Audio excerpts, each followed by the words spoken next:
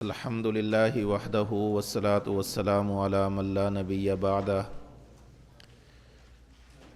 اما بعد فاعوذ باللہ من الشیطان الرجیم بسم اللہ الرحمن الرحیم منہا خلقناکم وفیہا نعیدکم ومنہا نخرجکم تارة اخری اللہم صلی علی محمد وعلی آل محمد کما صلیت علی ابراہیم وعلی آل ابراہیم انکا حمید مجید اللہم بارک علی محمد وعلی آل محمد کما بارکت علی ابراہیم وعلی آل ابراہیم انکا حمید مجید۔ گزشتہ سبق میں چند باتیں بطور تمہید کے ذکر کی تھیں جن کو سمجھ لینے سے ثواب و عذاب قبر کا نظریہ آسانی سے سمجھ میں آ جاتا ہے۔ اس حوالے سے آج کے سبق میں 10ویں بات اور اس کے بعد چند اہم ایسی باتیں کہ جن کا ہمارے سبق سے بہت گہرا تعلق ہے۔ اللہ رب العزت نے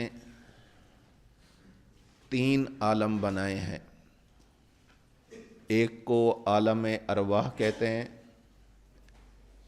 دوسرے کو عالم دنیا کہتے ہیں اور تیسرے کو عالم آخرت کہتے ہیں۔ اللہ رب العزت نے پہلے ہماری ارواح کو پیدا کیا، ہماری روح کو پیدا کیا،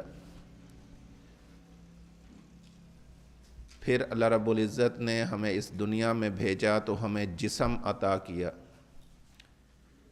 اسی جسم اور روح کو آپس میں ملا دیا تو انسان جیتا جاگتا انسان بن گیا۔ اور آخرت کے اندر اللہ رب العزت اسی طرح جیتا جاگتا انسان کھڑا کر دیں گے۔ ایک ہے عالم ارواح، دوسرا عالم دنیا اور تیسرا عالم آخرت۔ عالم ارواح سے عالم دنیا میں آنے کا ایک سفر ہے، درمیان میں ایک سٹاپ ہے جہاں کچھ دیر کے لیے، کچھ وقت کے لیے رکنا پڑتا ہے۔ اسی طرح عالم دنیا سے جب عالم آخرت کا سفر شروع ہوتا ہے تو درمیان میں ایک سٹاپ ہے جہاں کچھ وقت کے لیے رکنا پڑتا ہے۔ عالم ارواح سے عالم دنیا کے آنے تک درمیان میں جو جگہ ہے، اس جگہ کو عالم بطن کہتے ہیں۔ بطن پیٹ کو کہتے ہیں، شکم کو، پیٹ کو، ماں کا پیٹ۔ اور عالم دنیا سے عالم آخرت کی طرف جانے کے لیے درمیان میں ایک سٹاپ آتا ہے جسے عالم برزخ کہتے ہیں۔ میں انشاءاللہ العزیز ان تمام چیزوں کو تفصیل کے ساتھ عرض کروں گا کہ برزخ کا مفہوم کیا ہے، قبر کسے کہتے ہیں، برزخ کسے کہتے ہیں، کس چیز کا نام ہے۔ اب یہ سمجھیں کہ جب بندہ عالم ارواح سے عالم دنیا میں آتا ہے تو براہ راست نہیں آ جاتا، درمیان میں ایک جگہ ہے جسے عالم بطن کہتے ہیں، ماں کا پیٹ کہتے ہیں۔ اس عالم بطن میں اللہ رب العزت حیات عطا فرماتے ہیں، جس حیات کی وجہ سے انسان حرکت کرتا ہے۔ اسی عالم بطن کے اندر اللہ رب العزت ایک حیات عطا فرماتے ہیں جس کی وجہ سے اس موقع کے مناسب انسان کو خوراک کی ضرورت ہوتی ہے۔ اب عالم ارواح سے عالم دنیا میں آتے وقت درمیان میں جو عالم بطن ہے اس کے اندر حیات ملتی ہے۔ یہ حیات اگر کوئی بندہ آنکھوں سے دیکھنا چاہے تو اس کو نظر نہیں آتی کہ کس وقت اس کے اندر روح ڈالی گئی ہے، انسان اپنی آنکھوں سے دیکھ کر اس کا اندازہ نہیں لگا سکتا۔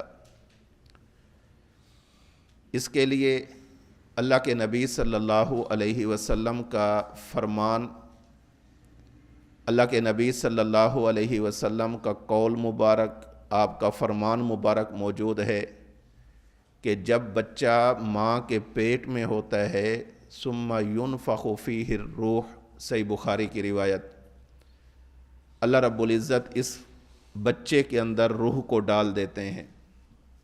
تو ہم ماں کے پیٹ میں بچے کی حیات کے قائل کہ اللہ روح ڈالتے ہیں، اس کا قائل، اس بات کا قائل ہونے کے لیے ہمیں اللہ کے نبی صلی اللہ علیہ وسلم کا فرمان مبارک ملتا ہے۔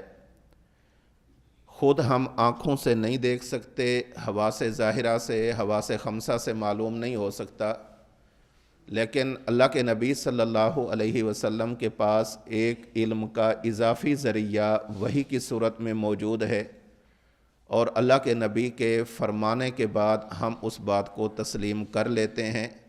یہ ٹھیک ہے کہ ہمیں اپنی آنکھوں سے نظر نہیں آ رہا کہ روح کس وقت آئی ہے، لیکن اللہ کے نبی صلی اللہ علیہ وسلم کے پاس اس علم کا اضافی ذریعہ وحی کی صورت میں موجود ہے، انہوں نے فرما دیا ہے، لہٰذا ہم اس بات کو مان رہے ہیں۔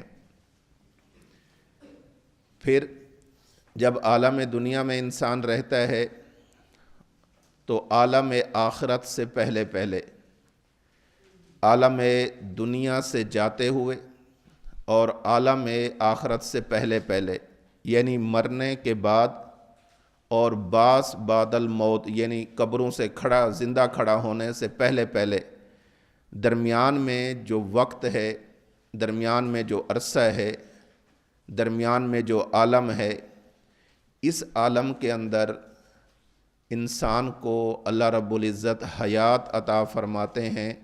یہ حیات بھی حواس خمسہ سے، حواس ظاہرہ سے انسان نہیں دیکھ سکتا، لیکن مان کیوں لیتے ہیں؟ اس لیے کہ اللہ کے نبی صلی اللہ علیہ وسلم نے یہی فرمایا ہے کہ عالم برزخ کے اندر اللہ رب العزت انسان کو حیات عطا فرماتے ہیں۔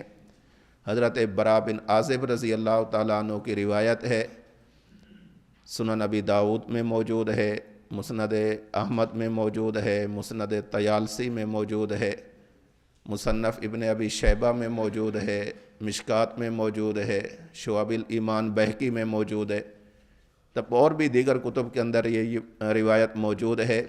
اللہ کے نبی نے فرمایا فَتُعَادُ رُوحُهُ فِي جَسَدِهِ، جب بندہ قبر میں پہنچ جاتا ہے تو روح اس کے جسم میں لوٹائی جاتی ہے، تو روح اور جسم کے اسی اتصال کی وجہ سے، اسی تعلق کی وجہ سے انہیں زندہ مانا جاتا ہے۔ تو دیکھیں، عالم ارواح اور عالم دنیا، ان کے درمیان کون سا عالم ہے؟ عالم بطن۔ یہ عالم بطن عالم ارواح کا تتمہ ہے اور عالم دنیا کا مقدمہ ہے، مستقل نہیں ہے، تھوڑی دیر کے لیے ہے، ہمیشہ کا نہیں ہے، تھوڑی دیر کے لیے ہے۔ تو عالم بطن عالم ارواح کا تتمہ اور عالم دنیا کا مقدمہ۔ اسی طرح جب بندہ عالم دنیا سے عالم آخرت کی طرف جاتا ہے تو یہاں پر درمیان میں جو عالم برزخ آتا ہے یہ بھی عالم دنیا کا تتمہ ہوتا ہے اور عالم آخرت کا مقدمہ ہوتا ہے۔ تو عالم بطن کو عالم ارواح اور عالم دنیا کے درمیان میں مان رہے ہیں، اور پھر عالم دنیا اور عالم آخرت کے درمیان میں عالم برزخ کو مان رہے ہیں۔ اسی برزخ کو قبر کہتے ہیں، اسی برزخ کو قبر بھی کہتے ہیں، زمان بھی کہتے ہیں، مکان بھی کہتے ہیں، آگے بات آ رہی ہے۔ ایک اور بات ذہن میں رکھیں، جب آپ عقیدہ حیات النبی صلی اللہ علیہ وسلم پر گفتگو کریں گے، اپنے لوگوں کو بات سمجھائیں گے، اور کچھ وہ لوگ کہ جو اللہ کے نبی صلی اللہ علیہ وسلم کی مبارک حیات کے قائل نہیں، وہ شکوک و شبہات پھیلاتے ہیں اور ایسی باتیں، گمراہ کن باتیں لوگوں میں پھیلاتے ہیں تاکہ لوگ اس عقیدے اور نظریے سے دور رہیں۔ ان کی بہت ساری باتیں ہیں، ان باتوں میں سے ایک بات یہ بھی ہے، وہ کہتے ہیں کہ آپ یہ بتاؤ کیا اللہ کے نبی صلی اللہ علیہ وسلم عالم قبر میں، عالم برزخ میں زندہ ہیں؟ تو ہم کہتے ہیں جی الحمدللہ۔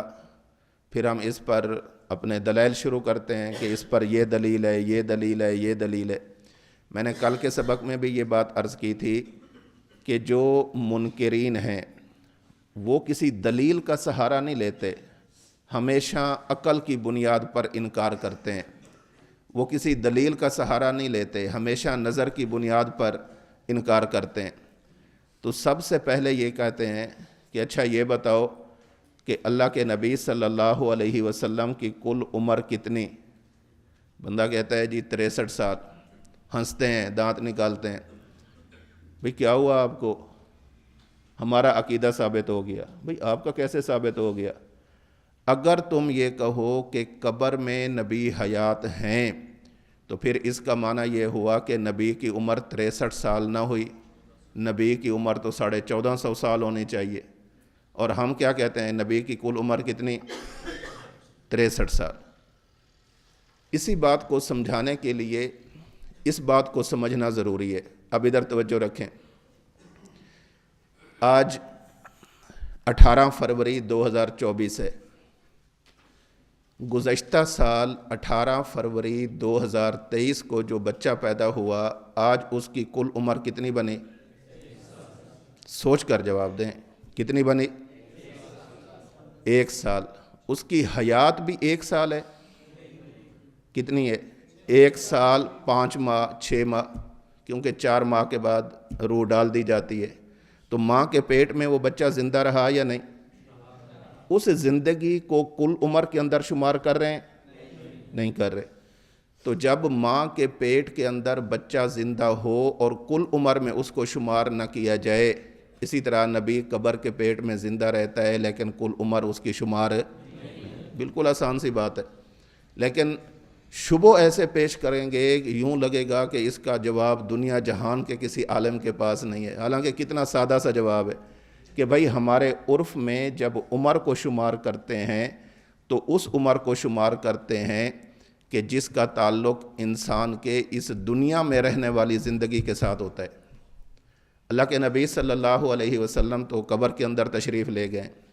پھر دوسری بات اگر آپ مزید غور کریں، جب بچہ عالم بطن میں ہوتا ہے، عالم بطن سے جب عالم دنیا میں آتا ہے، درمیان میں کوئی موت والا انقطاع پایا جاتا ہے؟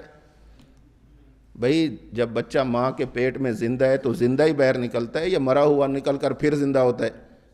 زندہ ہی باہر نکلتا ہے نا، درمیان میں کوئی انقطاع نہیں ہے موت والا۔ جہاں انقطاع نہیں ہے وہاں عمر کو شمار نہیں کرتے، اور اللہ کے نبی صلی اللہ علیہ وسلم پر تو موت والا انقطاع بھی موجود ہے۔ اس پر اعتراض کرنے کے لیے کہتے ہیں کہ بتاؤ اللہ کے نبی کی کل عمر کتنی ہے؟ بھئی جہاں انقطاع نہیں وہاں عمر کو کل عمر کے اندر شمار نہیں کیا جا رہا، تو جہاں پر انقطاع ہوگا وہاں پر تو بطریق اولا اس عمر کو شمار نہیں کیا جائے گا، اس زندگی کو شمار نہیں کیا جائے گا۔ آج ہم سبق میں یہ دیکھیں گے کہ عالم یعنی قیامت صغریٰ سے قیامت کبریٰ تک کا جو سفر ہے یہ مرحلہ وار کیسے ہوتا ہے۔ میں اس کی چھوٹی چھوٹی باتیں آپ کے سامنے رکھنا چاہتا ہوں۔ یہ تو آپ کے علم میں ہے، القیامت قیامتان صغریٰ و کبریٰ۔ قیامت 2 طرح کی ہے، ایک قیامت صغریٰ اور دوسری قیامت کبریٰ۔ قیامت صغریٰ کا معنی کیا؟ کہ بندہ فوت ہو گیا، اس کے لیے من مات فقد قامت قیامتہ۔ اور قیامت کبریٰ کا معنی کیا؟ سب فوت ہو گئے، یہی معنی۔ اب قیامت صغریٰ یعنی انسان کی موت سے لے کر قیامت کبریٰ یعنی بڑی قیامت تک یہ سفر کیسے طے ہوتا ہے، اس کو مرحلہ وار آج پڑھتے ہیں۔ نمبر 1، جب انسان پر موت آتی ہے یعنی قیامت صغریٰ آتی ہے تو اس کی روح اس کے جسم سے نکل جاتی ہے، انقطاع روح پایا جاتا ہے۔ جب بندہ فوت ہوتا ہے قیامت صغریٰ موت، تو اس وقت اس کی روح کو اس کے جسم سے الگ کر دیا جاتا ہے، چاہے وہ بندہ مومن ہو چاہے وہ بندہ کافر ہو۔ اور دوسری بات یہ بھی ذہن میں رکھ لیں کہ جب مومن بندے کی روح کو نکالا جاتا ہے تو آسانی کے ساتھ نکالا جاتا ہے، اور جب کافر یا فاجر بندے کی روح کو نکالا جاتا ہے تو بڑی سختی کے ساتھ نکالا جاتا ہے۔ لیکن یہاں ایک بات اچھی طرح ذہن میں رکھیں، یہ بات کبھی بھی مت بھولیے گا، ایک ہے اخراج روح جو ملائکہ کر رہے ہوتے ہیں، روح کو نکالنا، ایک ہے اخراج روح کی تکلیف، اور ایک ہے موت کے وقت کی تکلیف، ایک ہے موت کے وقت کی مطلق تکلیف، اور دوسری ہوتی ہے اخراج روح کی تکلیف۔ تو موت کے وقت کبھی نیک انسان پر بھی تکلیف آ جاتی ہے، اس کا تعلق اخراج روح والی تکلیف کے ساتھ نہیں ہوتا، اور یہ مومن بندے پر ہوتی ہے، نیک صالح بندے پر ہوتی ہے، یہاں تک کہ نبی پر بھی ہوتی ہے، خود امام الانبیاء صلی اللہ علیہ وسلم پر بھی ہوئی ہے۔ ام المومنین سیدہ عائشہ رضی اللہ تعالی عنہا کی روایت صحیح بخاری میں موجود ہے۔ سیدہ فرماتی ہیں کہ پہلے اگر کوئی بندہ موت کے وقت تکلیف کی حالت میں ہوتا تو میں سمجھتی کہ اس کو عذاب دیا جا رہا ہے، لیکن جب اللہ کے نبی صلی اللہ علیہ وسلم کا آخر وقت آیا اور میں نے آپ کی حالت دیکھی تو پھر مجھے یقین ہو گیا کہ موت کی وقت کی تکلیف الگ ہے اور اخراج روح کے وقت کی جو ملائکہ تکلیف دیتے ہیں وہ الگ ہوتی ہے۔ اگر تو اخراج روح والی تکلیف نبی کو پہنچ رہی ہے، یہ بطور عذاب کے ہو سکتی ہے، لیکن ایسا ہوا نہیں، ایسا ہوا نہیں۔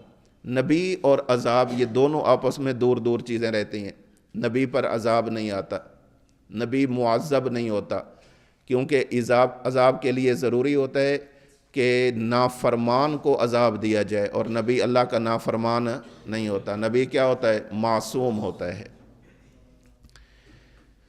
تو کافر بندے کی بھی روح نکلے گی، مومن کی بھی روح نکلے گی۔ روح نکلنے کا معنی یہ کہ جسم سے اس روح کو باہر نکال لیا جائے گا۔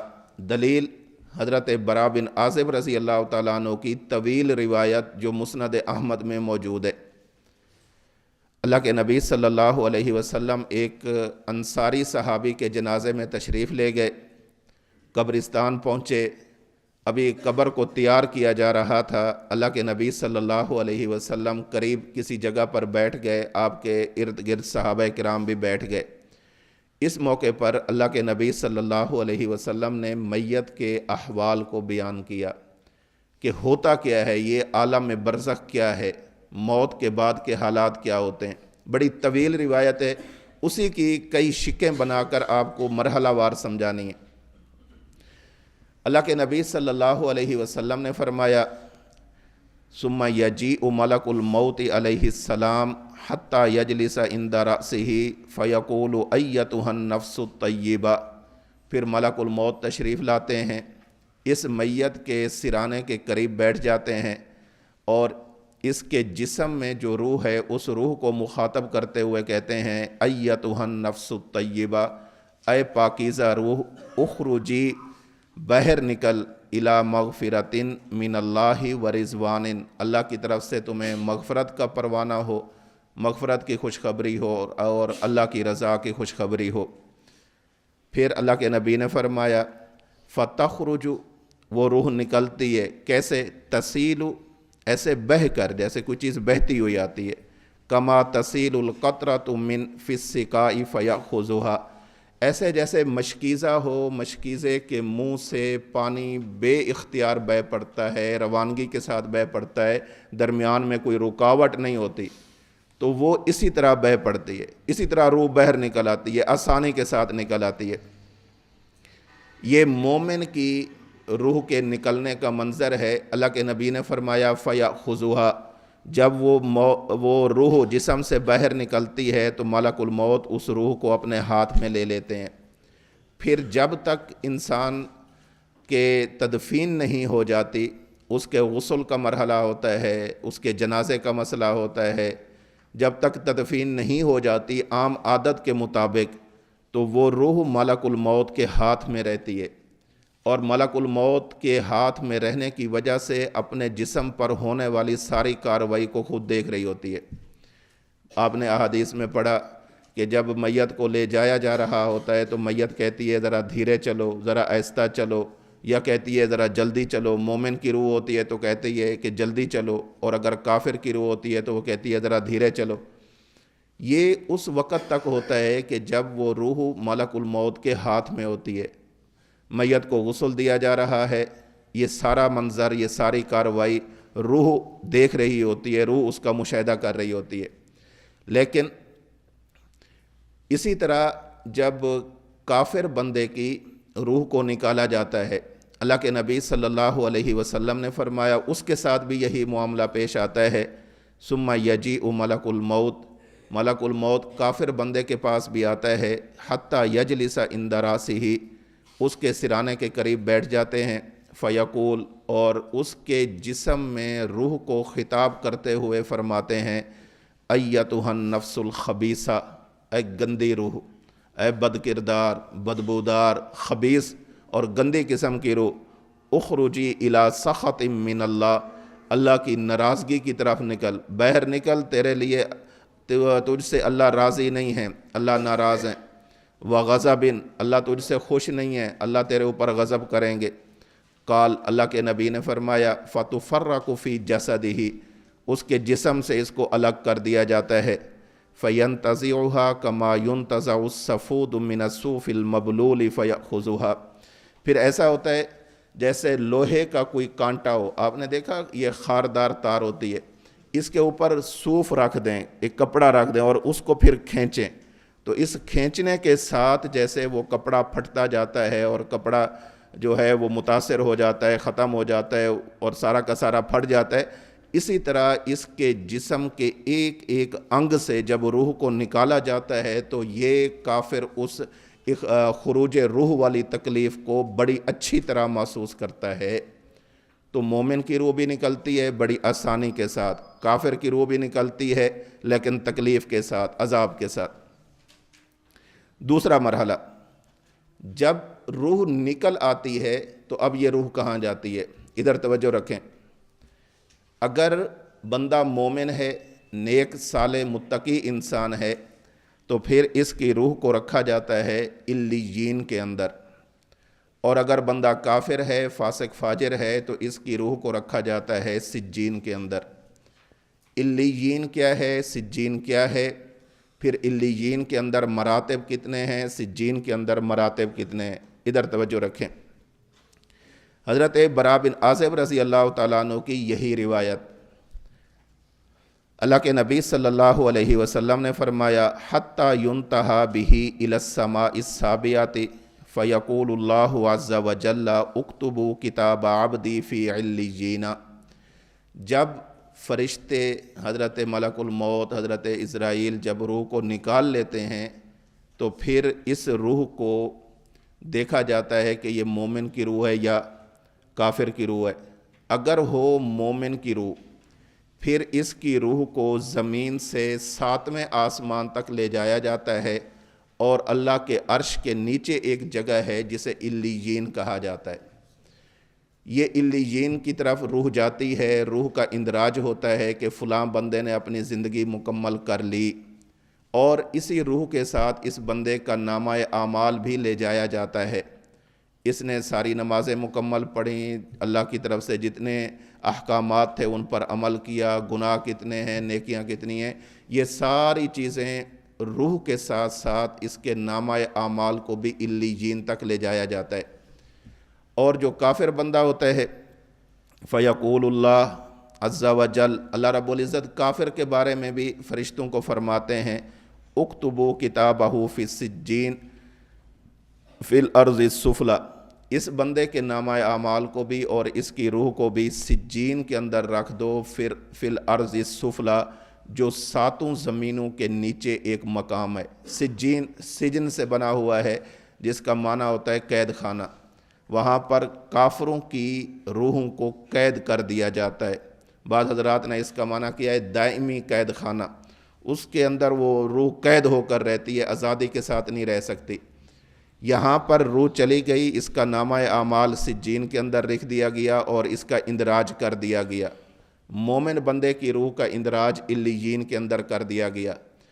اب یہ روحیں مستقل وہاں پر نہیں رہتی، اندراج ہو گیا علیین کے اندر مومن کی روح کا، سجین کے اندر کافر کی روح کا۔ ہاں، جو مومن ہونے میں صالح ہیں، متقی ہیں، ولایت کے اعلیٰ مقام پر ہیں، ان کے لیے اسی علیین کے اندر مختلف مراتب ہوتے ہیں کہ سب سے نیک بندے کی روح کو ذرا اوپر رکھا جائے، عزت کے ساتھ رکھا جائے، اس سے جو کم ہے، یعنی مراتب کے اعتبار، فرق مراتب کے اعتبار سے، جیسے اس دنیا میں انسان نیکی کے اعتبار سے اپنے اندر فرق مراتب رکھتا ہے، تو جب اس کی روح کو نکال لیا جاتا ہے، علیین میں رکھا جاتا ہے، تو علیین کے اندر بھی اسی طرح کے مراتب ہوتے ہیں۔ اور اسی طرح جو سجین ہے وہاں پر بھی مختلف مراتب ہیں، اور وہاں پر فاسق، فاجر، کافر، ان کی ارواح کو رکھا جاتا ہے۔ اس کے بعد تیسرا مرحلہ یہ ہوتا ہے کہ اس روح کو قبر کے طرف لوٹایا جاتا ہے، یعنی انسان جہاں پر ہوتا ہے وہاں پر اس کو لوٹایا جاتا ہے۔ ادھر توجہ رکھیں، قبر کسے کہتے ہیں؟ قرآن کریم کی آیات، اللہ کے نبی صلی اللہ علیہ وسلم کے فرامین، صحابہ کرام رضوان اللہ تعالیٰ علیہم اجمعین کے آثار، تابعین کے اقوال، بالخصوص حضرت امام اعظم ابو حنیفہ رحمۃ اللہ علیہ کے فتاوی جات، اسی طرح محدثین کے ابواب، اہل لغت کی متفقہ آراء، اور اہل سنت والجماعت علماء دیوبند کی جو متفقہ آراء ہیں، ان تمام چیزوں کو سامنے رکھتے ہوئے جو قبر کی تعریف کی جاتی ہے وہ ہے مقر المیت و اجزائہ، جہاں پر پوری میت موجود ہو یا میت کے اجزاء جس جگہ پر بھی موجود ہوں، وہی جگہ اس انسان کے لیے قبر کہلاتی ہے۔ میں اگر بات کو آسان کرنا چاہوں، مقر المیت و اجزائہ، جہاں پر پوری میت پڑی ہے، چاہے زمین کے اوپر ہے چاہے زمین کے نیچے ہے، گڑھا کھود کر ہے یا تابوت کے اندر رکھی گئی ہے، مقر المیت، وہی چیز اس کے لیے قبر کہلاتی ہے، وہی قبر ہے۔ ہاں، عادتاً قبر کس کو کہتے ہیں، عرفاً قبر کس کو کہتے ہیں؟ چونکہ عام طور پر یہی ہوتا ہے کہ جب بندہ فوت ہو جائے تو اسے زمین کے اوپر ویسے پڑا نہیں رہنے دیتے، زمین کھود لیتے ہیں اور اس کے اندر اس کی تدفین کر دیتے ہیں۔ تو قبر کو جو عام عرفی قبر کو قبر کہتے ہیں، یہ اس کا اکثری استعمال ہے، اکثر ایسے ہوتا ہے۔ اور اگر کبھی ایسا نہ ہو، کسی نے زمین پر ویسے ہی پھینک دیا، کسی نے تابوت میں بند کیا اور کسی ایسی یعنی اپنی چھت کے اوپر جا کر رکھ دیا، اب یہ معنی نہیں اس کو تو قبر ہی نہیں ملی۔ قبر اس خاص گڑھے کو نہیں کہتے، یہ اس کا اکثری نام ہے، عرفی نام ہے۔ قبر کہتے کسے ہیں؟ مقر المیت و اجزائہ، جہاں پر میت ہوگی یا میت کے جو اجزاء ہیں جہاں پر بھی ہوں گے وہ جگہ اس کے لیے قبر ہوتی ہے۔ اس پر 20 دلائل موجود ہیں جن سے یہ واضح ہوتا ہے کہ اسی زمینی قبر کو، عرفی قبر کو قبر کہا جاتا ہے، چونکہ عام طور پر میت کو اسی زمین کو کھود کر اس میں رکھا جاتا ہے، عرفی قبر میں رکھا جاتا ہے، تو اسی کو پھر قبر کہہ دیتے ہیں۔ چنانچہ قرآن کریم سورہ توبہ آیت نمبر 84 میں اللہ فرماتے ہیں لا تقم علی قبرہ، اس قبر سے مراد یہی قبر ہے جہاں پر میت اور میت کے اجزاء ہیں۔ سورہ حج آیت نمبر 7 اللہ فرماتے ہیں ان اللہ یبعث من فی القبور، اللہ تعالیٰ ان لوگوں کو دوبارہ اٹھائے گا جو قبروں کے اندر ہیں۔ سورہ ممتحنہ آیت نمبر 13 اللہ فرماتے ہیں کما یئس الکفار من اصحاب القبور۔ سورہ عبس آیت نمبر 21 اللہ فرماتے ہیں ثم اماتہ فاقبرہ۔ سورہ انفطار آیت نمبر 4 اللہ فرماتے ہیں وَإِذَا الْقُبُورُ بُعْثِرَتْ۔ سورۃ العادیات آیت نمبر 9 اللہ فرماتے ہیں افلا یعلم اذا بعثر ما فی القبور۔ سورہ تکاثر آیت نمبر 2 اللہ فرماتے ہیں حتی زرتم المقابر۔ ان تمام آیات میں اور اس کے علاوہ احادیث موجود ہیں، اس کے علاوہ صحابہ کرام کے آثار موجود ہیں، حضرت امام اعظم ابو حنیفہ رحمۃ اللہ علیہ کے فتاوی جات موجود ہیں، محدثین نے ابواب قائم کیے ہیں، خود صحیح بخاری میں کتنے ابواب اسی بات پر موجود ہیں جو آپ کی فائل میں لکھے ہوئے ہیں۔ ان تمام سے یہی بات معلوم ہوتی ہے کہ قبر یہی ہے جسے ہم لوگ قبر کہتے ہیں۔ بعض وہ لوگ کہ جو قبر میں حیات کے قائل نہیں ہیں، اس قبر کو قبر ماننے کے لیے تیار نہیں، وہ کہتے ہیں قبر یا علیین میں ہوتی ہے یا قبر سجین میں ہوتی ہے۔ ہم کہتے ہیں قبر علیین یا سجین میں نہیں ہوتی، وہاں بندے کی روح کو لے جایا جاتا ہے، نامہ اعمال رکھا جاتا ہے، قبر یہی ہوتی ہے۔ جب قبر کے اندر انسان کو رکھ دیا جاتا ہے اور روح کا اندراج علیین میں یا سجین میں ہو جاتا ہے، تو پھر اس انسان کو، اس میت کو عالم برزخ کی طرف منتقل کر دیا جاتا ہے۔ موت سے پہلے کہاں پر ہے؟ عالم دنیا میں، اور موت کے بعد کس عالم میں چلا جاتا ہے؟ عالم برزخ میں۔ برزخ کو سمجھ لیں، برزخ کہتے کسے ہیں؟ ادھر توجہ رکھیں۔ جہاں پر میت موجود ہے، اس کی جو قبر ہے، یعنی مقر المیت و اجزائہ، جہاں پر میت موجود ہے یا میت کے اجزاء موجود ہیں، یہی قبر ہے۔ اس کی قبر سے لے کر علیین اور سجین تک کے اس ساری جگہ کو، اور اس کے مرنے کے بعد سے لے کر حشر تک کے سارے زمانے کے مجموعے کو برزخ کہتے ہیں۔ کسے کہتے ہیں برزخ؟ قبر سے لے کر علیین یا سجین تک کے مکان کو، اور موت سے لے کر حشر تک کے زمان کے مجموعے کو برزخ کہتے ہیں۔ ایک بندہ فوت ہو جائے، فوت ہونے کے بعد اس پر زمان شروع ہو گیا ہے جو حشر تک چل رہا ہے۔ ایک بندہ فوت ہو گیا ہے، اس کو ایک مکان ملا ہے، وہ کہاں سے کہاں تک؟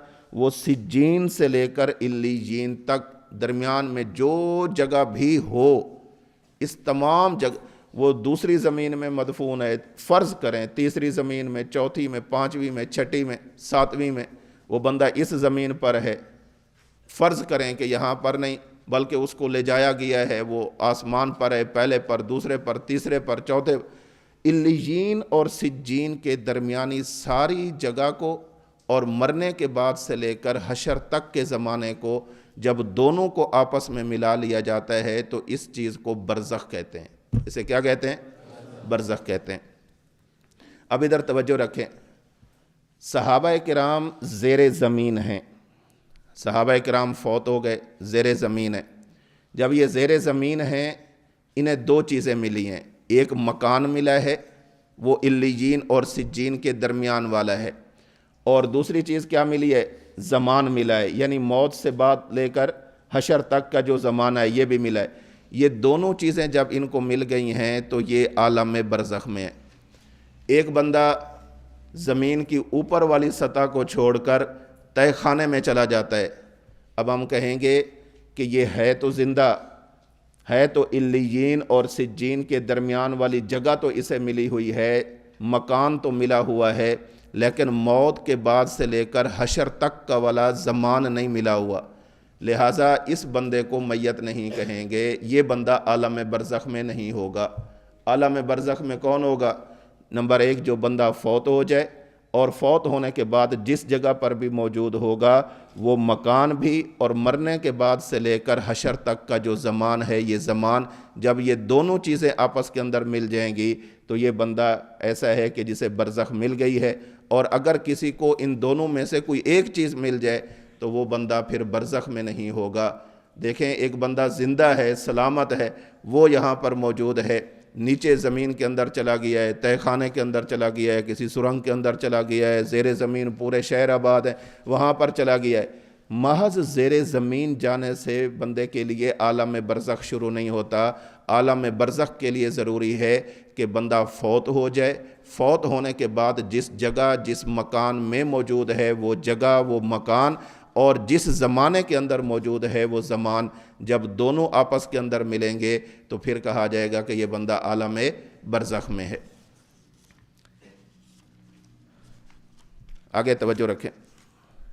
جب بندہ عالم برزخ میں ہوتا ہے، روح کو نکال لیا جاتا ہے، روح علیین یا سجین میں ہوتی ہے، تو پھر اس کا مستقل وہی نہیں ہوتا. ادھر توجہ رکھیں. علیین اور سجین میں روح کا اندراج ہو جاتا ہے، نام درج ہو جاتا ہے. یعنی اللہ نے جو یہ وعدہ کیا تھا کہ فلاں بندہ اتنی دیر تک زندہ رہے گا اور اس کے بعد اس پر موت آ جائے گی، اس کا یہ مکمل ریکارڈ لکھ دیا جاتا ہے کہ ہاں فلاں بندہ اپنے وقت پر ہی فوت ہوا اور اس کی روح اور اس کا نامہ اعمال یہاں پر آ گیا، درج کر دیا گیا. اب میت کو رکھا جاتا ہے قبر میں، اور یہ ساری کارروائی اتنی تیزی کے ساتھ ہوتی ہے کہ یعنی دن نہیں لگتے، گھنٹے نہیں لگتے، منٹ نہیں، ایسے یوں بالکل معمولی سا وقت لگتا ہے. اللہ کا ایک نظام ہے. پھر جہاں پر میت موجود ہوتی ہے یا میت کے اجزاء موجود ہوتے ہیں، اس روح کو اسی میت کے اندر دوبارہ لوٹا دیا جاتا ہے. روح پہلے نکل گئی مومن بندے کی، علیین میں چلی گئی، اس کا نامہ اعمال بھی وہاں پر درج کر دیا گیا. اب اس کو قبر کے اندر رکھا گیا. اللہ رب العزت حکم دیتے ہیں کہ اس کی روح کو اس کے جسم کے اندر داخل کر دو.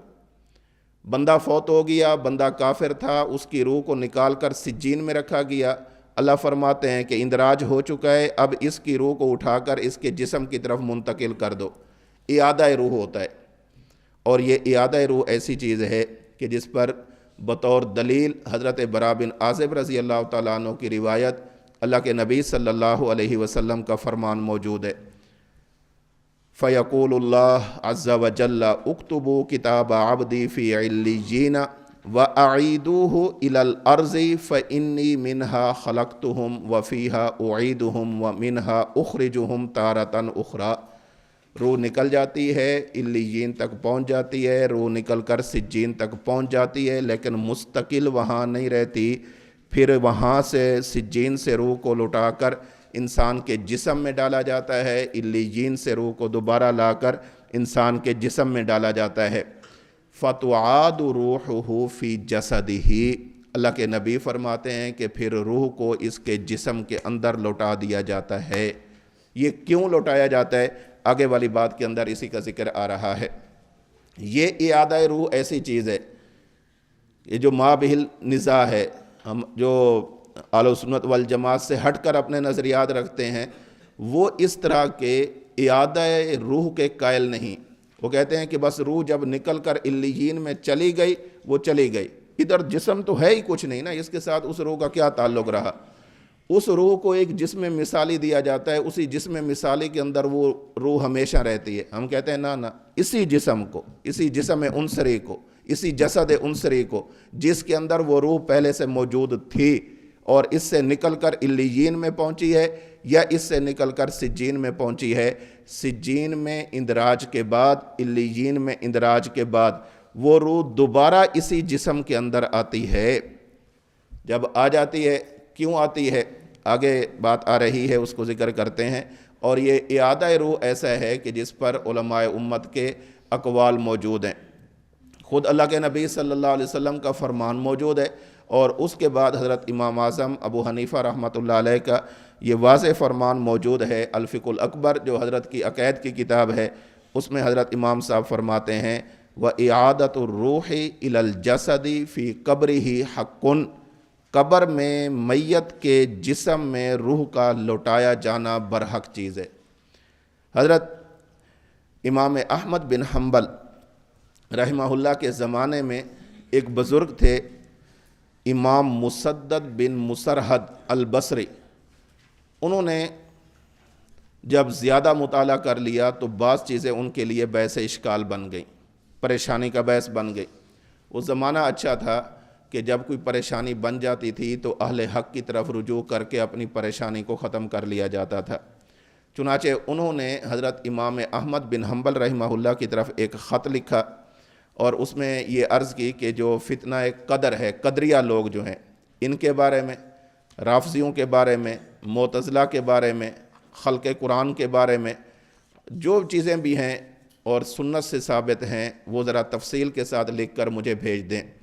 حضرت امام احمد بن حنبل رحمہ اللہ نے ایک طویل خط لکھا ان کے اس سوال نامے کے جواب میں۔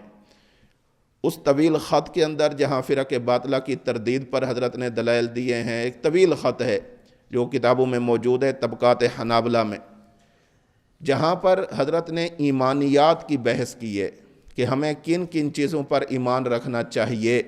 ان میں حضرت فرماتے ہیں وَالْإِيمَانُ بِمُنْكَرٍ وَنَكِيرٍ وَعَذَابِ الْقَبْرِ وَالْإِيمَانُ بِمَلَكِ الْمَوْتِ علیہ السلام أَنَّهُ يَقْبِضُ الْأَرْوَاحَ، کہ ملک الموت پر بھی ایمان رکھنا ہے کہ وہ روح کو قبض کرتا ہے۔ ثُمَّ تُرَدُّ فِي الْأَجْسَادِ فِي الْقُبُورِ، پھر اس روح کو قبر کے اندر موجود جسم کی طرف لوٹا دیا جاتا ہے۔ کیوں لوٹایا جاتا ہے؟ فَيُسْأَلُونَ عَنِ الْإِيمَانِ وَالتَّوْحِيدِ، تاکہ میت سے سوال اور جواب کیے جا سکیں۔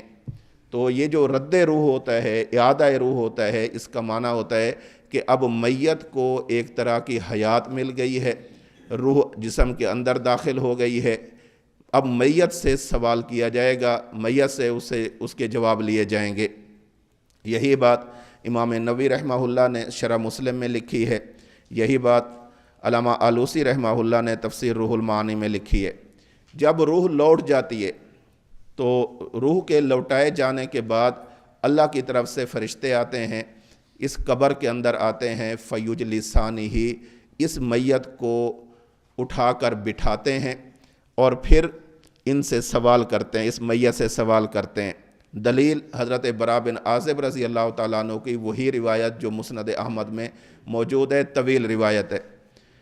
اللہ کے نبی صلی اللہ علیہ وسلم نے فرمایا فَتُعَادُ رُوحُهُ فِي جَسَدِهِ، جب میت کے جسم میں روح کو لوٹا دیا جاتا ہے، فَيَأْتِيهِ مَلَكَانِ، اللہ دو فرشتوں کو بھیجتے ہیں، فَيُجْلِسَانِهِ، وہ آ کر اس میت کو اٹھا کر بٹھاتے ہیں، فَيَقُولَانِ لَهُ، اور پھر اس سے سوال کرتے ہیں من ربُّكَ، آپ کا رب کون ہے؟ اگر مومن کی روح ہوتی ہے، مومن بندہ ہوتا ہے تو وہ کہتا ہے ربی اللہ۔ پھر دوسرا سوال کرتے ہیں ما دینک، آپ کا دین کیا ہے؟ وہ کہتا ہے دینی الاسلام۔ وہ تیسرا سوال کرتے ہیں ما ھذا الرجل الذی بعث فیکم، جس نبی کو آپ کی طرف بھیجا گیا اس کے بارے میں تم کیا کہتے ہو؟ وہ کہتا ہے ہوا رسول اللہ صلی اللہ علیہ وسلم۔ مختلف قسم کے الفاظ ہیں، من ربو کا، من نبیوں کا، ما دینوں کا، یہ بھی ہے من ربو کا، ما دینوں کا، ما تقول فی ھذا الرجل الذی بعث فیکم، یہ الفاظ بھی موجود ہیں۔ مسند احمد کی اس روایت میں یہی الفاظ موجود ہیں۔ تو جب روح کو نکال لیا جاتا ہے، علیین سجین میں اندراج ہو جاتا ہے، تو دوبارہ اسی روح کو قبر کے اندر لوٹایا جاتا ہے، میت کے جسم میں لوٹایا جاتا ہے، اور پھر اس سے سوال اور جواب ہوتے ہیں۔ جب یہ سوال اور جواب ہو جاتے ہیں، ادھر آپ توجہ رکھیں، سوال اور جواب ہو جاتے ہیں تو سوال اور جواب کے بعد اب مومن کی روح کو اسی جسم کے اندر برقرار نہیں رہنے دیا جاتا۔ مومن کی روح کو سوال اور جواب کے بعد دوبارہ نکال کر علیین کے اندر رکھ دیا جاتا ہے۔ کافر کی روح کو دوبارہ سجین کے اندر رکھ دیا جاتا ہے۔ اب یہاں پر یہ جو دھڑ پڑا ہوا ہے، اس کے اندر روح نہیں ہے، میری بات کو اچھی طرح سمجھنا، بلکہ روح دوبارہ کہاں چلی گئی؟ علیین میں۔ روح دوبارہ کہاں چلی گئی؟ سجین میں۔ مومن ہے تو روح کہاں؟ علیین۔ کافر ہے تو روح کہاں؟ سجین میں۔ یعنی جس وقت پہلے روح کو نکالا جاتا ہے، روح کو نکالے جانے کے بعد فوراً کہاں لے جایا جاتا ہے؟ علیین میں یا سجین میں۔ جب میت کو قبر کے اندر رکھ دیا جاتا ہے تو پھر روح کو دوبارہ کہاں لوٹایا جاتا ہے؟ انسان کے جسم کے اندر۔ لیکن جب سوال جواب ہو جاتے ہیں پھر دوبارہ روح کو کہاں رکھا جاتا ہے؟ علیین میں یا سجین میں۔ یہ جو علیین اور سجین میں رکھا جاتا ہے اس کی دلیل کیا ہے؟ ادھر توجہ رکھیں۔ حکیم الامت مجدد الملت حضرت مولانا اشرف علی تھانوی رحمہ اللہ فرماتے ہیں یہ صریح ہے اس میں کہ اعادہ الی الارض منافی اس قرار فی الجنت کے نہیں۔ اصل میں کیا تھا کہ مومن جو ہے وہ جنت میں رہتا ہے، مومن جنت میں رہتا ہے، تو کہتے ہیں کہ یہ جو اعادہ الی الارض ہوا ہے روح کا، یہ اعادہ الی الارض قرار فی الجنت کے منافی نہیں کہ مومن کی روح ہمیشہ کہاں رہتی ہے؟ جنت میں رہتی ہے، اور جب اس کا اعادہ کر دیا گیا تو یہ اس قرار فی الجنہ کے منافی ہو جائے۔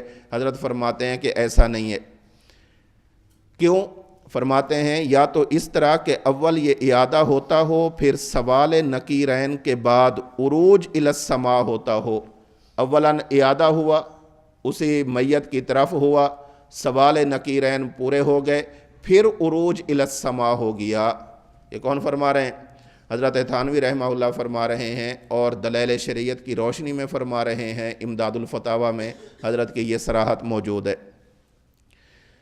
اب جب اس کی روح کو علیین میں رکھ دیا گیا اور یہ میت یہاں پر موجود ہے، اس کی روح کو سجین میں رکھ دیا گیا اور میت قبر کے اندر موجود ہے، اس صورت میں میت کو جو حالت حاصل ہوتی ہے اسی حالت کو کبھی خواب کہہ دیا جاتا ہے، اسی حالت کو کبھی نیند سے تعبیر کر دیا جاتا ہے۔ جب انسان کی روح دوبارہ عروج الی السماء کرتی ہے، علیین کی طرف جاتی ہے یا وہ سجین کی طرف جاتی ہے، تو اس وقت قبر کے اندر، یعنی قبر سے مراد کیا ہے؟ مقر المیت و اجزائہ، جہاں پر بھی میت یا میت کے اجزاء ہوں، ان ساری چیزوں کو کیا کہتے ہیں؟ قبر کہتے ہیں۔ تو ایسی صورت میں بندے کے جسم کو جو حالت نصیب ہوتی ہے اسی کو قرآن کریم میں کبھی خواب سے تعبیر کر دیا جاتا ہے، کبھی اس کو نیند سے تعبیر کر دیا جاتا ہے۔ قرآن کریم میں بھی ہے اور حدیث مبارک میں بھی ہے۔ چنانچہ سورہ یاسین آیت نمبر 52 اللہ رب العزت فرماتے ہیں قالوا یا ویلنا من بعثنا من مرقدنا۔ قیامت والے دن جب لوگوں کو ان کی قبروں سے کھڑا کیا جائے گا، ان کی قبروں سے کھڑا کیا جائے گا، تو وہ یوں کہیں گے یا ویلنا من بعثنا من مرقدنا، ہائے ہمیں کس نے ہماری خوابگاہوں سے بیدار کر دیا۔ اب اس حالت کو وہ اپنے لیے ایک خوابگاہ کی شکل کے اندر سمجھتے ہیں کہ ہماری جو قبر ہے، جیسے خوابگاہ کے اندر انسان جاتا ہے، ایسا کمرہ جہاں پر انسان سوتا ہے اسی کو خوابگاہ کہتے ہیں، جہاں پر انسان جا کر سوتا ہے، آرام کرتا ہے، نیند کرتا ہے، سکون کرتا ہے۔ تو یہ لوگ بھی قبر کے اندر چونکہ پرسکون ہوں گے، اس لیے یہ کہیں گے ہائے یہ کس نے ہمیں یہاں سے اٹھا دیا، اگر یہ مومن ہے۔ اور اگر یہ کافر ہیں، یہ جہنم کے عذاب کا مشاہدہ کر کے یوں کہیں گے کہ ہماری خوابگاہ سے ہمیں کس نے اٹھا دیا، یہاں پر تو عذاب کم تھا، آگے عذاب زیادہ ہونا ہے۔ تو اسی حالت کو کبھی خواب کہہ دیتے ہیں اور اسی حالت کو کبھی نیند کہہ دیتے ہیں۔ سنن ترمذی میں حضرت ابو ہریرہ رضی اللہ تعالیٰ عنہ کی روایت موجود ہے، طویل روایت ہے، آپ نے مشکات میں بھی پڑھی ہوگی۔ اللہ کے نبی صلی اللہ علیہ وسلم نے فرمایا جب مومن بندے کو رکھا جاتا ہے قبر کے اندر، اس کے پاس فرشتے آتے ہیں، سوال کرتے ہیں، جواب کرتے ہیں، فَيُنَادِي مُنَادٍ مِّنَ السَّمَاءِ، پھر اللہ کی طرف سے ایک آواز آتی ہے فَفْرِشُوا لَهُ مِنَ الْجَنَّةِ وَالْبِسُوهُ مِنَ الْجَنَّةِ وَافْتَحُوا لَهُ بَابًا إِلَى الْجَنَّةِ، اسے جنت کا بچھونا دے دو، جنت کا لباس دے دو، اس کے لیے جنت کے دروازے کھول دو۔ پھر وہاں سے ٹھنڈی اور میٹھی ہوائیں آتی ہیں، یہ بندہ اسی کے اندر مشغول رہتا ہے، اور پھر اس سے یوں کہا جاتا ہے نم کا نومت العروس، اسی طرح سو جا جس طرح پہلی رات کی دلہن بے خوف ہو کر سو جاتی ہے۔ الذی لا یوقظہ الا احب اہلہ الیہ، یہ پہلی رات کی دلہن ایسی ہوتی ہے کہ جسے گھر والوں میں سے اسے وہی بندہ جگاتا ہے جو سب سے زیادہ محبوب ہوتا ہے، یعنی اس کا شوہر اسے جگاتا ہے۔ نمبر 9، اب ادھر توجہ رکھیں، روح کو علیین میں رکھا گیا، اور جسم زمین پر موجود ہے۔ روح کو سجین میں رکھا گیا اور جسم کہاں پر موجود ہے؟ زمین پر موجود ہے۔ اب اسی جسم پر کارروائی ہوتی ہے، اسے ثواب بھی ہوتا ہے، راحت بھی ہوتی ہے، اسے عذاب بھی ہوتا ہے اور تکلیف بھی ہوتی ہے۔ یہ اب کیسے ہے کہ روح تو اندر ہے نہیں، پھر اس کو تکلیف کا کیا معنی؟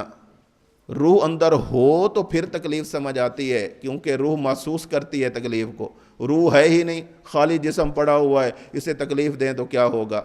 اب یہاں پر کیا ہوتا ہے؟ اللہ رب العزت روح کو علیین میں رکھتے ہیں، روح کو سجین میں رکھتے ہیں۔ میت قبر کے اندر ہوتی ہے، زمین پر ہوتی ہے، اللہ رب العزت اسی روح کا اس جسم کے ساتھ گہرا تعلق قائم فرما دیتے ہیں۔ اللہ رب العزت اسی سجین والی روح کا اس جسم کے ساتھ گہرا تعلق فرما دیتے ہیں، اور اتنا گہرا تعلق ہوتا ہے کہ اگر یہ مومن کی روح ہے تو یہ مومن کی روح جنت والی نعمتیں یہاں پر محسوس کرتی ہے، اسے یہاں پر راحت ہوتی ہے۔ اور اگر یہ کافر یا فاسق فاجر کی روح ہے تو پھر اسے جہنم اور قبر کے اندر جو ملنے والے عذاب ہیں اس کو یہ روح محسوس کرتی ہے، یہ جسم بھی ساتھ میں محسوس کرتا ہے۔ اس روح اور جسم کا آپس میں یوں تعلق بنا دیا جاتا ہے، بے شک وہ سجین کے اندر ہے اور انسان کی روح یہاں پر زمین پر موجود ہے، لیکن اس کو آپس میں ایسے جوڑا جاتا ہے، اس جسم اور روح کا تعلق اتنا شدید اور گہرا ہوتا ہے کہ روح بے شک سجین میں پڑی ہے، لیکن قبر کے اندر ہونے والی کارروائی کو اسی تعلق کے روح کی بنیاد پر یہ جسم محسوس کرتا ہے۔ روح بے شک علیین کے اندر ہے، لیکن جسم یہاں پڑا ہوا ہے، اسی تعلق کی بنیاد پر یہ جسم اس راحت کو محسوس کرتا ہے۔ اور اس کا مشاہدہ آپ ہر روز کرتے ہیں، ہر روز کرتے ہیں، آپ مشاہدہ کرتے ہیں۔ جب بندہ سوتا ہے نا، نیند آتی ہے تو بندے کی روح کہاں چلی جاتی ہے؟ جسم کے اندر رہتی ہے یا جسم سے باہر چلی جاتی ہے؟ اللہ یتوفی الانفس حین موتہا، جسم سے روح نکل گئی، اللہ کے پاس چلی گئی، لیکن اس روح کا اس جسم کے ساتھ تعلق بالکلیہ ختم ہو جاتا ہے یا باقی رہتا ہے؟ روح ہوتی کہاں پر ہے؟ دور ہوتی ہے، لیکن اس جسم کے ساتھ اتنا گہرا تعلق ہوتا ہے کہ خواب کے اندر آنے والی چیزوں سے یہ لطف اندوز بھی ہو رہا ہوتا ہے، سانس بھی لے رہا ہوتا ہے، یہ بندہ کوئی تکلیف ہو تو تکلیف کو بھی محسوس کر لیتا ہے، آواز دے تو اٹھ بھی پڑتا ہے۔ یہ ساری چیزیں عالم خواب کے ساتھ انسان کو سمجھانے کے لیے دی گئی ہیں کہ جو عالم برزخ ہوگا، اس عالم برزخ کے اندر جو تمہیں حیات دی جائے گی اس کو سمجھنا ہو تو عالم خواب کو سمجھ لو۔ ابھی جیسے یہ صوفی صاحب بیٹھے ہوئے تھے، یہ کہیں کہ میری آنکھ لگی اور میں مدینے سے ہو کر آیا ہوں، آپ میں سے کوئی بندہ اس کی تکذیب نہیں کرے گا۔ کیوں نہیں کرے گا؟ ہاں بھائی، یہ سویا ہے، روح نکلی ہے، روح مدینے سے ہو کر آ گئی ہو۔ ایک بندہ یہ صوفی صاحب بیٹھا ہوا ہے، یہ کہتا ہے میں صرف 1 منٹ پہلے مدینے سے ہو کر آیا ہوں، کوئی بات مانے گا اس کی؟ کیوں؟ اس لیے کہ یہ اپنے جسم کی بات کر رہا ہے، وہ اپنے روح کی بات کر رہا ہے۔ روح کا سفر بڑا تیز ہوتا ہے، جسم کا سفر اتنا تیز نہیں ہوتا۔ تو روح وہ علیین میں رہے اور جسم زمین پر رہے، تعلق جوڑ دیا جاتا ہے، اسی تعلق کی بنیاد پر یہ راحت کو محسوس کرتے ہیں اور اسی تعلق کی بنیاد پر پھر یہ عذاب کو بھی محسوس کرتی ہے۔ یہ بات ایسی ہے کہ جس پر علماء امت کے حوالہ جات موجود ہیں۔ علامہ کمال الدین محمد بن عبد الواحد المعروف امام ابن حمام رحمہ اللہ فتح القدیر میں فرماتے ہیں ان المیت المعذب فی قبرہ توضع فیہ الحیات بقدر ما یحس بالعلم، جس میت کو قبر میں عذاب دیا جاتا ہے تو اسے اتنی حیات دی جاتی ہے کہ وہ دکھ اور سکھ کو محسوس کرے، شرح مقاصد میں امام تفتزانی رحمہ اللہ لکھتے ہیں اتفق اہل الحق علی ان اللہ یعید الی المیت فی القبر نوع حیات قدر ما یتعلم و یتلذذ، اتنا تعلق باقی رہتا ہے روح اور جسم کا کہ جس کی وجہ سے وہ لذت کو بھی محسوس کرتی ہے اور جس کی وجہ سے وہ عذاب کو بھی محسوس کرتی ہے۔ آگے فرماتے ہیں وَيَشْهَدُ بِذَلِكَ الْكِتَابُ وَالْأَخْبَارُ وَالْآثَارُ، کہ یہ بات ایسی ہے، یہ نظریہ ایسا ہے کہ اس نظریے پر قرآن کریم کی آیات بھی موجود ہیں، اللہ کے نبی صلی اللہ علیہ وسلم کے فرامین بھی موجود ہیں اور صحابہ کرام رضوان اللہ تعالیٰ علیہم اجمعین کے آثار بھی موجود ہیں۔ سلطان المحدثین ملا علی قاری رحمہ اللہ فرماتے ہیں وَعَلَمْ أَنَّ أَهْلَ الْحَقِّ اتَّفَقُوا عَلَىٰ أَنَّ اللَّهَ يَخْلُقُ فِي الْمَيِّتِ نَوْعَ حَيَاتٍ فی القبر قدر ما یتعلم و یتلذذ۔ وہی مفہوم ہے کہ جب میت قبر کے اندر ہوتی ہے، روح بھلے علیین کے اندر رکھی ہو یا سجین کے اندر رکھی ہو، لیکن اس روح کا اس جسم کے ساتھ تعلق جوڑ دیا جاتا ہے۔ اسی تعلق کی بنیاد پر قبر کے اندر رہتے ہوئے اگر کافر ہے یا فاسق فاجر ہے تو تکلیف کو محسوس کرتا ہے، اور اگر مومن ہے تو راحت کو محسوس کرتا ہے، ثواب کو محسوس کرتا ہے۔ اسی لیے کہا جاتا ہے کہ اس مسئلے کا عنوان صرف عذاب قبر نہیں ہے۔ آپ کی فعل کا نام کیا ہے؟ عقیدہ ثواب و عذاب قبر۔ صرف عذاب نہیں ہے بلکہ ثواب بھی ہوتا ہے، چونکہ لوگوں نے عذاب کا انکار کیا تھا، اس لیے اس مسئلے کی نسبت یوں کر دی جاتی ہے عذاب قبر، کہ جو جس چیز کا لوگ انکار کر رہے ہیں اسی چیز کو ثابت کر دیا جائے۔ لیکن حقیقت میں کیا ہوتا ہے؟ ثواب بھی ہوتا ہے اور عذاب بھی ہوتا ہے، عذاب بھی ہوتا ہے اور ثواب بھی ہوتا ہے۔ یہ پھر مرحلہ چلتا رہتا ہے، چلتا رہتا ہے، چلتا رہتا ہے، اور قیامت آ جاتی ہے۔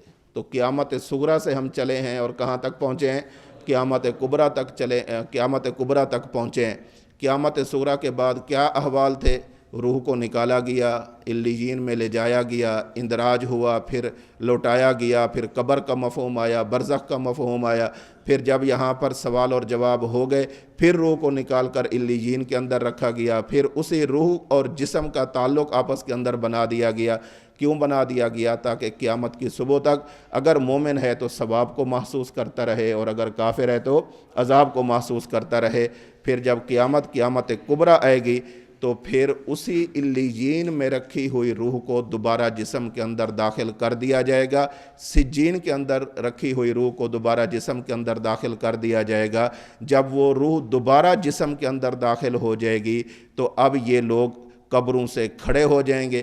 پھر اسی روح اور جسم کا اتصال چونکہ بہت شدید ہوگا، اسی کی وجہ سے پھر یہ لوگ آگے چلیں گے بھی صحیح، آگے بھاگیں گے بھی صحیح۔ ادھر توجہ کیا کرو، آگے چلیں گے بھی صحیح اور آگے بھاگیں گے بھی صحیح۔ اللہ رب العزت ہمیں یہ تمام عقائد جو اہل سنت والجماعت کی تشریحات کے مطابق ہیں، اللہ رب العزت ہمیں ان پر عمل کرنے کی، ان کو ماننے کی، سمجھنے کی، سمجھانے کی، ان کی اشاعت اور ان کی حفاظت کی توفیق عطا فرمائے۔ وآخر دعوانا ان الحمد للہ رب العالمین۔